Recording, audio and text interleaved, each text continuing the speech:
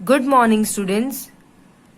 Chapter number 7 का next topic है relation between planning and controlling. हमने पढ़ा है कि प्लानिंग एंड कंट्रोलिंग इंटरडिपेंडेंट है। प्लानिंग एक सिस्टमैटिक और इंटेलेक्चुअल प्रोग्राम है जो ऑब्जेक्टिव अचीव करने के लिए बना है। Planning is also an outline और plan of which activities are to be undertaken. Planning एक प्लान है, एक आउटलाइन है जिसमें कौन सी एक्टिविटी परफॉर्म करना है, कब करना है, कितने टाइम पे वो कंप्लीट हो जाना चाहिए, कौन से रिसोर्सेस को लेके एक्टिविटी करना है, ये सब चीजें किस में मेंशन की होती है, प्लानिंग के अंदर इंक्लूडेड होती है। कौन सी एक्टिविटी कब करना है, कैसे करना है, हर चीज प्लानिंग में इंक्लूडेड होती है। Controlling is a process of monitor. Controlling कौन सा प्रोसेस है? मॉनिटर का प्रोसेस है। कंट्रोलिंग देखता है कि जो एक्टिविटी प्लानिंग के अकॉर्डिंग हो रही है वो अच्छे से हो रही कि नहीं हो रही। जो प्लान किया उसके अकॉर्डिंग एक्टिविटीज करनी होती है, तो प्लानिंग के अकॉर्डिंग, एग्जैक्ट प्लानिंग के अकॉर्डिंग हो रहा है कि नहीं हो रहा है, स्टैंडर्ड को मैच कर रहा है कि नहीं कर रहा है। अगर उसको ऐसा लगता है कि कुछ डिविएशंस है, कोई डिफरेंसेस अगर उसको मिल जाते हैं तो वो करेक्टिव एक्शन लेता है वो डिफरेंसेस को हटाने के लिए। Whenever there is planning, there is controlling। जहां पे प्लानिंग होता है वहां पे कंट्रोलिंग होता है, और जहां पे कंट्रोलिंग होता है वहां पे प्लानिंग पहले से एग्जिस्ट होता है। Thus planning and controlling are interrelated। Planning and controlling are two sides of the same coin। Planning and controlling दो साइड, एक कॉइन की दो साइड है। प्लानिंग एंड कंट्रोलिंग ये बहुत इंपॉर्टेंट है और इंटरडिपेंडेंट फंक्शन है मैनेजमेंट प्रोसेस के। प्लानिंग का सक्सेस कंट्रोलिंग पे डिपेंड होता है, क्योंकि देखो प्लानिंग मतलब प्लान करना कि कौन सी एक्टिविटी करना है, किसके साथ करना है, वो सब प्लान करना। तो प्लानिंग जो भी प्लान के अकॉर्डिंग एक्टिविटी सेट हुई है, कंट्रोलिंग चेक करता है वो हिसाब से वर्क परफॉर्म हो रहा है कि नहीं हो रहा है। और अगर उसको कोई डिविएशंस मिलते हैं तो वो एक्शंस लेता है, करेक्टिव एक्शंस लेके वो डिविएशंस को रिमूव कर देता है, राइट डायरेक्शन बताता है। Controlling is not possible without planning. Planning नहीं होएगा तो कंट्रोलिंग भी नहीं होएगा। This is because through controlling it can be uncertain whether the objective of planning are achieved or not। Controlling से ही पता लग सकता है कि प्लानिंग का जो ऑब्जेक्टिव है वो कंप्लीट हुआ है कि नहीं हुआ है। So where there is no planning there is no need of controlling. Thus planning and controlling are two sides of the same coin. Second है प्रोटेक्शन अगेंस्ट चेंज। प्लानिंग के प्रोग्राम को इम्प्लीमेंट करना होता है तो वो पूरा प्रोग्राम किस पे डिपेंड होता है? इंटरनल एंड एक्सटर्नल फैक्टर पे। देखो प्लानिंग जो प्रोग्राम करती है, मतलब प्लानिंग जो प्रोग्राम डिसाइड करती है कि बिजनेस में ये होना चाहिए, ये होना चाहिए, तो उसको जब इम्प्लीमेंट करते हैं तब दो फैक्टर अफेक्ट करते हैं, internal factor and external factor. Internal factor can be regulated. Internal factor मतलब बिजनेस की प्रॉब्लम्स, बिजनेस के फैक्टर्स, तो वो तो हैंडल हो जाते हैं। Whereas control is needed for external factor. External factor पे कंट्रोल चाहिए होता है। एक्सटर्नल फैक्टर मतलब government policy, competition, inflation, depression, scarcity of raw material, change in the choice of people, change in fashion etcetera. ये सब external factors है जिसपे organisation का, बिजनेस का कम असर होता है। मीन्स एक्सटर्नल फैक्टर पे लेस कंट्रोल होता है बिजनेस का। Thus, taking into consideration the effect of external factor, controlling sees to it whether activities are carried out according to plan or not। पर ये सब फैक्टर्स को ध्यान में रख के कंट्रोलिंग ये सब चीजें देखती है कि जो फैक्टर अफेक्ट कर रहे हैं उसके बाद भी प्लान के अकॉर्डिंग एक्टिविटीज हो रही है कि नहीं हो रही है। Thus, planning and controlling give protection against change। Next है planning is a precondition for controlling. Planning function programs prepare करता है ऑब्जेक्टिव को अचीव करने के लिए, और कंट्रोलिंग देखता है कि प्लानिंग ने जो प्रोग्राम बनाया है वो अकॉर्डिंग वर्क हो रहा है कि नहीं हो रहा है। कंट्रोलिंग उसे चेक करता है। कंट्रोलिंग कंपेयर भी करता है, एक्चुअल परफॉर्मेंस को जो स्टैंडर्ड सेट किया है उससे कंपेयर भी करता है, और अगर उसको कोई डिविएशंस मिलते हैं तो वो करेक्टिव एक्शन लेता है उसको रिमूव करने के लिए। तो हम बोल सकते हैं planning is a pre condition of controlling. पहले प्लानिंग होता है, उसके बाद कंट्रोलिंग होता है। नेक्स्ट है planning is the father of controlling. Controlling तभी एग्जिस्ट होता है जब प्लानिंग हो, प्लानिंग के बिना कंट्रोलिंग पॉसिबल ही नहीं है। तो controlling exist because of planning. Controlling keeps a check on activities decided in planning. Planning ने जो एक्टिविटी डिसाइड की है उस पे ध्यान देता है controlling. So controlling does not exist without planning. Planning के बिना कंट्रोलिंग एग्जिस्ट ही नहीं हो सकता। Keeping this in mind, planning is considered to be the father of controlling. Next topic है the stages of the controlling process.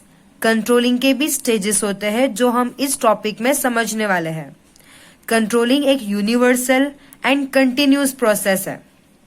Controlling process her organisation में same नहीं होता है, पर कुछ कॉमन स्टेजेस होते हैं जो हम इस चैप्टर में समझने वाले हैं। फर्स्ट होता है setting standards, gathering information, measuring performances, comparing actual performance with set standard, corrective measures. First stage है setting standard. Controlling process start होता है स्टैंडर्ड सेट करके। स्टैंडर्ड सेट किया जाता है कि जो भी परफॉर्मेंस हो रहा है उसे कंपेयर कर सके, एक्चुअल परफॉर्मेंस को कंपेयर कर सके स्टैंडर्ड परफॉर्मेंस से, इसलिए पहले स्टैंडर्ड सेट किया जाता है।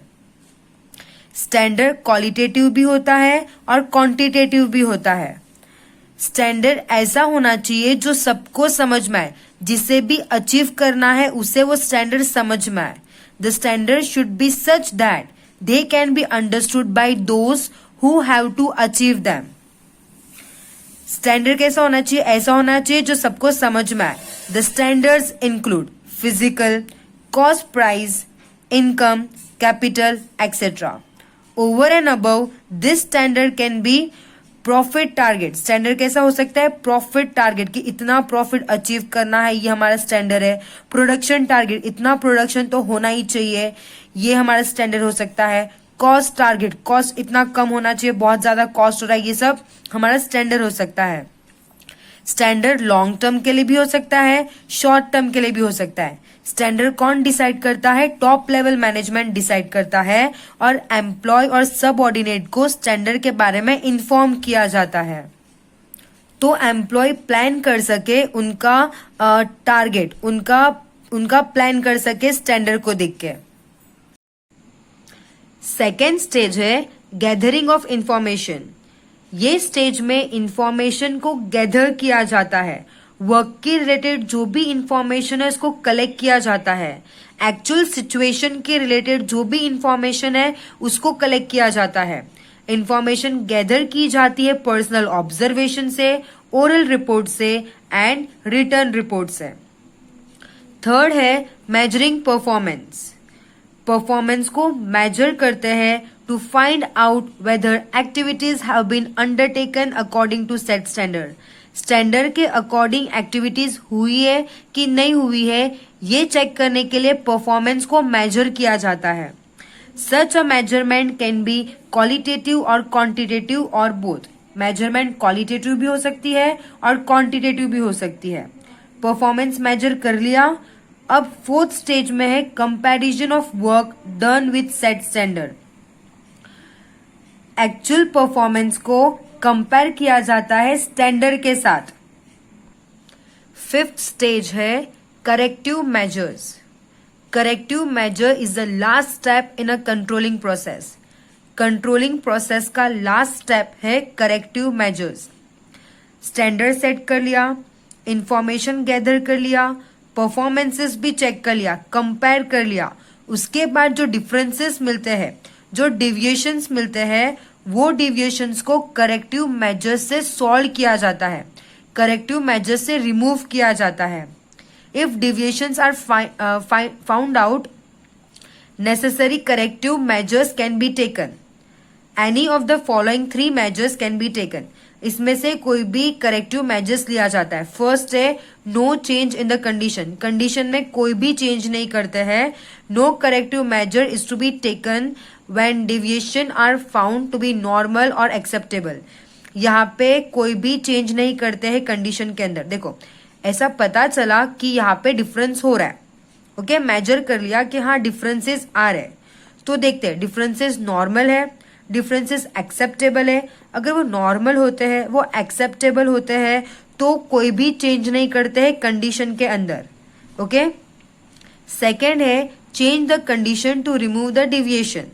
अगर डिविएशन ज्यादा डिफरेंस ला रहे, एक्चुअल परफॉर्मेंस में ज्यादा डिफरेंस ला रहे कंपेयर टू सेट स्टैंडर्ड, तो ऐसे सिचुएशन में कंडीशन को चेंज किया जाता है और डिविएशंस को रिमूव किया जाता है.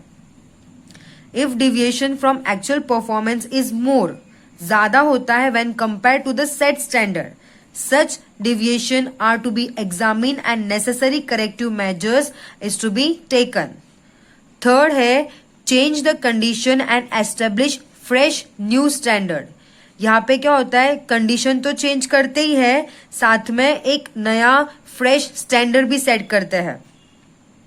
देखो यहाँ पे 2 कंडीशन बताई है. एक बिजनेस ने स्टैंडर्ड सेट किया है, वो स्टैंडर्ड कंटिन्यूसली अचीव नहीं कर पा रहे हैं, बहुत साल हो गए एक स्टैंडर्ड अचीव ही नहीं कर पा रहे.